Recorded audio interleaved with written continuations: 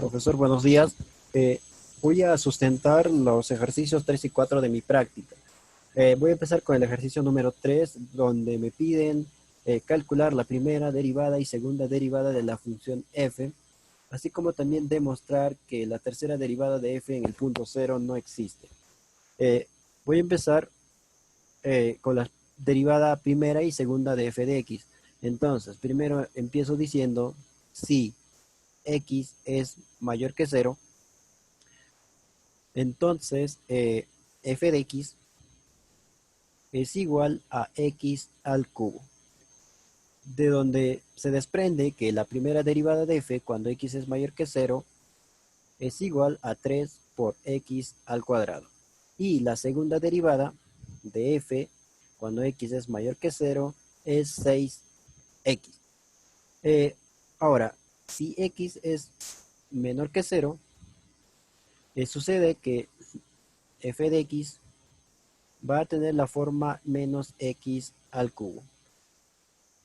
Y de esto se desprende que la primera derivada de f cuando x es menor que cero es igual a menos 3x al cuadrado. Y la segunda derivada de f es igual a menos 6x. Ya calculamos derivadas de f para x diferente de cero. Ahora vamos a calcular para derivada primera y segunda de f para x igual a cero. Entonces digo aquí, si x es igual a cero, en virtud de la definición de derivada, voy a calcular el siguiente límite.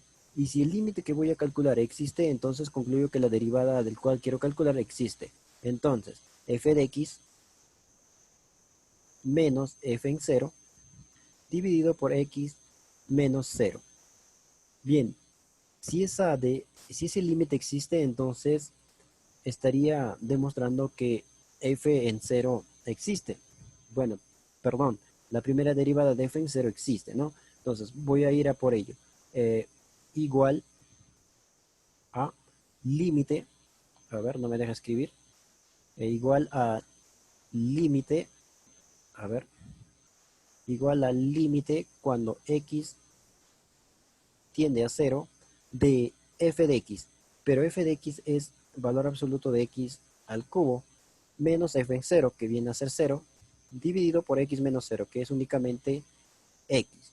Y eso es igual al límite cuando x tiende a cero de, a ver, el valor absoluto de x al cubo se puede escribir como valor absoluto de x por valor absoluto de x al cuadrado, dividido por x. Ahora, esto es igual al límite cuando x tiende a cero de valor absoluto de x por, miren, el valor absoluto de x al cuadrado se puede escribir como x al cuadrado. Bien, eso en virtud de las propiedades básicas de valor absoluto. Entonces, aquí podemos cancelar x, perdón, simplificar x y obtener lo siguiente, que es el límite cuando x tiende a cero de x por valor absoluto de x. Y a esta expresión le voy a llamar alfa. Le voy a llamar alfa. Eh, entonces, ¿cómo determino si ese límite existe o no? Calculando sus límites laterales. Si sus límites laterales son iguales, entonces este límite existe y por tanto va a existir la primera derivada de f en el punto cero. Entonces, voy a calcular el límite de la relación alfa cuando x tiende a cero por la derecha, que es esto de aquí, x, valor absoluto de x, va a ser igual al límite cuando x tiende a cero por la derecha de, miren, x se acerca a cero mediante valores negativos, entonces el valor absoluto de x va a ser únicamente x, que viene a ser ahí x al cuadrado. Y el límite de esta expresión es cero. Ahora, el límite de la relación alfa cuando x se acerca a cero por la izquierda de x por el valor absoluto de x. Y esto es igual al límite cuando x tiende a cero por la izquierda mediante valores negativos. Entonces el valor absoluto de x va a ser menos x, con lo cual se obtiene menos x al cuadrado y su límite obviamente cuando x tiende a cero por la izquierda es cero. Vemos entonces que los límites laterales de la relación alfa son iguales, entonces la derivada en ese punto, es decir, en el punto 0, existe y es igual a 0. Entonces, de aquí decimos que límite cuando x, cuando x tiende a 0 de f de x, no, o mejor voy a poner solamente la relación alfa, porque es el mismo f de x, para no escribir mucho. Entonces, de x por el valor absoluto de x es igual a 0. Y esto justamente es igual a la derivada de f en el punto 0, ¿no? En el punto 0. Y a este de aquí le voy a llamar relación beta. Ahora, ya que tengo calculado la relación beta, bueno, ya he obtenido la relación beta aquí y tengo la primera derivada aquí para valores distintos de 0 y aquí para valor x igual a 0, puedo concluir algo aquí, que la derivada primera de, bueno, aquí voy a poner entonces, la primera derivada de f es igual a, según lo obtenido aquí, 3 por x, aplicamos valor absoluto, por valor absoluto de x. Bien, y obviamente si es 0 aquí y para aquí x diferente de ceros, para todo x, eh, x real era, sí, para todo x real, no me dicen un intervalo, entonces es para todo x real. Bien, entonces para todo x real. De forma análoga, se calcula la segunda derivada de f en el punto x, pero aquí ya se puede demostrar de forma análoga, decía, que la segunda derivada de x es 0, en el punto 0 es 0, y entonces de la misma forma entonces voy a escribir aquí es 6 valor absoluto de x para todo x real. Bien, aquí voy a poner entre paréntesis, ya que f prima en 0 es 0 y se calcula de forma análoga a lo que se hizo aquí. Bien, ahora ese sería para la primera y segunda derivada. Ahora me voy a ir a la tercera derivada. Entonces digo, para la tercera derivada. Me dicen en el punto 0, ¿no? Pero, entonces, voy a utilizar la definición nuevamente. La definición, aquí, voy a decir así, definición. Entonces, tengo que calcular el límite cuando x tiende a 0 de f, de f segunda en x menos f segunda en 0, dividido por x menos 0, x menos 0. Y eso es igual a f segunda en x, que es valor absoluto de, bueno, el límite cuando x tiende a 0 de 6 por valor absoluto de x menos 6 por valor absoluto de 0, que es 0 dividido por x menos 0, que es x. Y nuevamente aquí, calculando sus límites laterales, vamos a ver si este límite existe, ¿no? Y si existiera, va a ser la derivada de f en el punto 0. Y si no existe, obviamente vamos a concluir que la derivada de f en 0, bueno, la tercera derivada de f en 0 no existe. Entonces, límite, cuando x tiende a 0 por la derecha de esta expresión, 6 valor absoluto de x dividido por x, va a ser igual al límite cuando x tiende a 0 por la derecha, x se acerca a 0 mediante valores positivos, y ¿qué va a suceder? Valor absoluto de x va a ser x, con lo cual x se simplifica y va a quedar límite de 6, ¿no? Y el límite de una constante es la misma constante. De la misma forma, para límite lateral izquierdo, de 6 valor absoluto de x dividido por x. Y eso es igual al límite cuando x tiende a 0 por la izquierda, es decir, se acerca mediante valores negativos hacia 0, entonces el valor absoluto de x va a ser menos x. Simplificamos x y va a quedar menos 1 por 6, que es menos 6, y el límite de una constante es la misma constante, menos 6. Vemos entonces que los límites laterales de la última expresión aquí para la definición de la tercera derivada son diferentes. Entonces concluimos que, a ver, es más, podemos concluir más cosas, ¿no? A ver, de esto de aquí. A ver, puedo decir así. Voy a concluir lo siguiente. La tercera derivada de x es igual a lo siguiente. Es menos 6 cuando x es menor que 0. Y según esto, no existe si x es igual a 0 y es 6 cuando x es, a ver, no me deja escribir aquí, cuando x es mayor que 0, ¿no? Mayor que 0. Cuando x es mayor que 0 es 6. Entonces lo pedido está aquí. La tercera derivada en el punto 0 no existe. Y para valores diferentes de 0 sí existen, pero son diferentes, ¿no? Entonces, este sería la respuesta o el sustento para el ejercicio 3 de la práctica. Y ahora voy a proceder a sustentar el ejercicio 4. A ver, bien, aquí está el ejercicio número 4 y me dicen que f está definida en I y con contradominio de variación en R. Si alfa es mayor que 1, tal que esta desigualdad se cumple, para todo x, y en I, entonces f es continua y posee derivada nula en todos los puntos de I, y luego concluir que f es constante. Entonces, voy a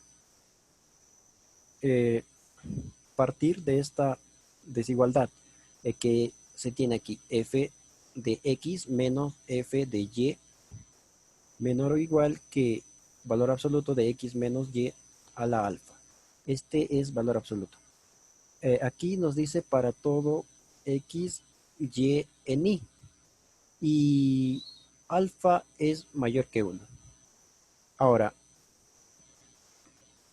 teniendo en cuenta que, a ver, sí, vamos a aplicar las propiedades de valor absoluto y se va a tener lo siguiente aquí. O antes, voy a dividir por x menos y. Aquí, a ver, voy a dividir por x menos y a la desigualdad, es decir, por el valor absoluto de x menos y. Y si divido por esa expresión no va a alterar la desigualdad porque el valor absoluto es una cantidad positiva. Entonces voy a tener valor absoluto de f de x menos valor absoluto de y, perdón, valor absoluto de f de x menos de f de y dividido por x menos y menor o igual que valor absoluto de x menos y a la alfa menos 1. Esto porque alfa es mayor que 1. Si no, me estaría restringiendo en muchas cosas. Entonces tengo esto de aquí. Y aquí digo x diferente de y alfa mayor que 1. Bueno, x y y en i, ¿no? X y y en i. Ahora, esto en virtud de las propiedades básicas del álgebra, en especial de los valores absolutos, es así, ¿no? F de x menos f de y dividido por x menos y en valor absoluto, así, y menor o igual que, bueno, la otra expresión, ¿no? Menor o igual que valor absoluto de x menos y elevado a la potencia alfa menos 1. Y esto de aquí continúa. Ahora, también voy a aplicar otra propiedad de la álgebra básica que me va a permitir hacer lo siguiente. Se escribe aquí f de x menos f de y dividido por x menos y es menor o igual que el valor absoluto de x menos y a la potencia alfa menos 1, y este es mayor o igual que el negativo de x, bueno, valor absoluto de x menos y a la alfa menos 1. Ahora, lo que haré aquí es, teniendo en cuenta el teorema de Strickson o el teorema del sándwich, tomar límite a toda esta desigualdad cuando x se acerca a y. Para ello, vamos a considerar y fijo, ¿de acuerdo? Vamos a considerar y fijo y x variable, o para simplificar, x y y arbitrarios, ¿no? Es decir, y va a poder recorrer todo y también x va a poder recorrer todo y. Pero para cada y, x va a variar y también y va a recorrer todo y. Entonces, aquí el límite de esta expresión es 0, menor o igual que el límite cuando x tiende a y de f de x menos f de y dividido por x menos y. Eso va a ser menor o igual al límite de esta expresión, pero el límite de la expresión cuando x tiende a y es 0. De aquí obtenemos que, a ver, con esto de aquí, que límite cuando x tiende a y de f de x menos f de y dividido por x menos y es igual a 0. Pero esto a su vez, como el límite existe, y esta definición cuando el límite existe es la derivada de f en y. Obviamente aquí f fijo y y variable, pero más anteriormente dijimos que para todo y se cumple esa desigualdad. Aquí ponemos para todo y en i, porque también dije que y recorre todo i, ¿no? Entonces, se tiene esto de aquí. Y a eso le voy a llamar relación beta. Le voy a llamar relación beta. Ahora, de aquí todavía no se puede concluir que f es constante. Todavía se requiere que f sea continua para concluir que f es constante. Entonces, por otro lado, vamos a hacer lo siguiente. Tenemos la relación beta y a partir de esta expresión vamos a demostrar que f es continua para todo x en i.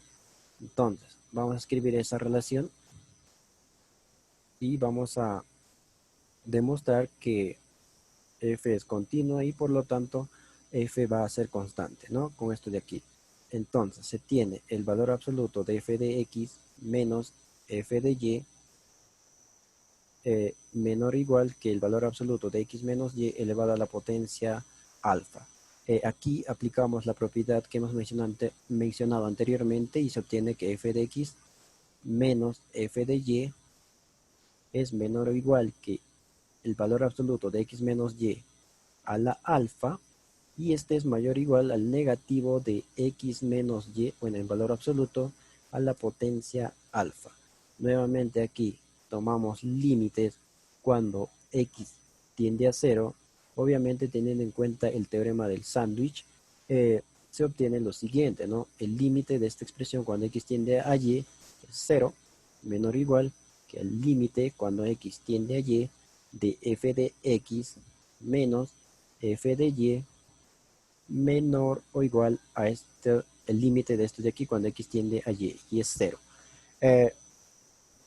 Ahora, dijimos y fijo, entonces aquí se va a tener lo siguiente, ¿no? El límite cuando x tiende a y de f de x menos f de y, obviamente así, igual a 0, ¿no? Pero estaba diciendo que y es fijo y entonces aquí, y además y recorre todo y, entonces aquí se va a obtener lo siguiente, ¿no? Para este caso y fijo, entonces se va a tener límite cuando x tiende a y de f de x y el límite de esta expresión va a ser menos f de y, ¿no? O sea, a ver, aquí más lejos lo voy a escribir aquí, menos f de y, pero pasa al otro lado como f de y, ¿no? Ahí. Y esto, como dije, y recorre todo y. Entonces aquí para todo y que está en y. Pero esto de aquí es la definición de continuidad, ¿no? Y con eso, ¿qué se puede concluir? Aquí puedo decir entonces que f, a ver, f de x es continua. A ver, aquí, perdón, no era y, sino x, ¿no? Es x. A ver, voy a borrar eso de ahí.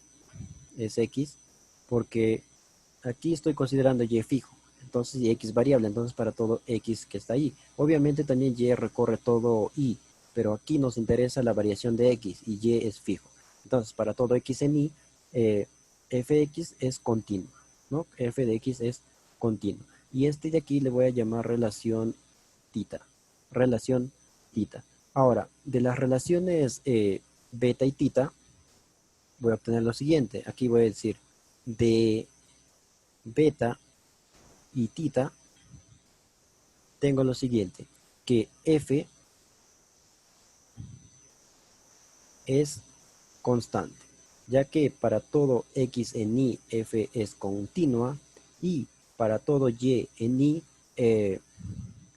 la derivada de f es cero. Pero y puede tomar tranquilamente, bueno, lo puedo llamar x porque aquí es variable muda, ¿no? Porque dije que y recorre todo y también. Entonces, de eso se concluye que f de x es constante y también es continua, ¿no? Entonces, ese sería la respuesta de el ejercicio 4. Bueno, nos pedían que fuera continua, ahí está, y que f es constante. Y eso era lo pedido. Muchas gracias, profesor. Hasta luego.